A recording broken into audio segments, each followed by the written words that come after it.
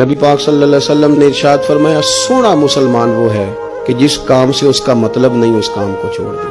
اور نبی کریم صلی اللہ علیہ وسلم نے فرمایا قیامت کے دن زیادہ گناہ ان لوگوں کے ہوں گے جو زیادہ فضول باتیں کرتے تھے، ان کے گناہ زیادہ ہوں گے۔ فضولیات سے بچے، اپنے اوقات کار زندگی میں مرتب کریں۔ ہم پتہ کیا کہتے ہیں، 1 منٹ میں آیا، تو 1 منٹ ٹھہر، میں یہ محاورہ ہے ہمارا، 1 منٹ دے ذرا مجھے۔ تو میں اکثر دوستوں سے کہتا ہوں کہ جو 1 منٹ ہے نا اسے کیوں ضائع کرتے ہو، کیوں کہتے ہو 1 منٹ ٹھہر، کیوں ٹھہرے بھائی؟ آپ کو پتا ہے منٹ میں کیا ہوتا ہے؟